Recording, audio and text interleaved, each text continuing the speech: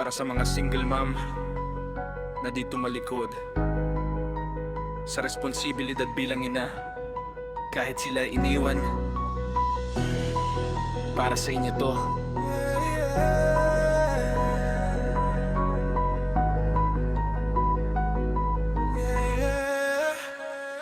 Sa likod ng ngiti, may puyat at pagod. Sa bawat umaga, laban agad ang sagot. Mag-isang tumatayo kahit mabigat ang dala. Para sa anak, kaya niyang isang tabi ang luha.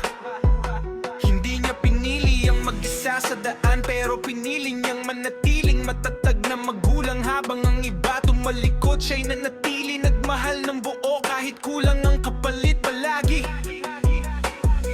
Hindi ka hina ng maging mag-isa kung ang puso mo'y buo para sa bata. Hindi sukatan ang status ng halaga, ang tunay na lakas tahimik na lumalaban.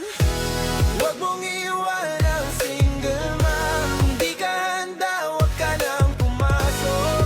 Tahimik lang ang mundo nila, pero mabigat ang pusong daladala sa bawat hakbang. Huwag mong iwan ang single mom. Hindi sila pansamantalang pag-ibig lang. Kung yakapin mo ang buhay nila, siguraduhin mong kaya mong manatili hanggang dulo ng istorya. Hindi sila second choice, hindi rebound, hindi pampalipas ng oras kapag ikaw ay down. May anak silang pinoprotektahan, kaya hindi basta-basta ang pagbubukas ng damdamin nila sa sino man. Sa bawat kaya ko may takot na tinatago, sa bawat okay lang may sugat na sariwa pa rin sa puso. Pero kahit ganon nagmamahal pa rin sila, buong tapang, buong totoo, walang daya. Kung di mo kayang panindigan, huwag ka nang mangako ng walang laman. Dahil ang nasasaktan, di lang siya, pati inosenteng batang umaasang may ama. Huwag mong iwan ang single mom. Kung di ka handa, huwag ka nang pumasok.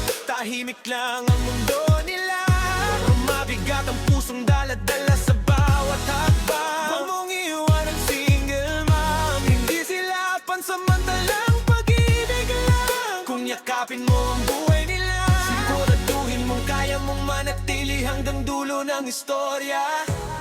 Para sa mga inang tumindig kahit mag-isa, saludo kami sa tapang at tiyaga.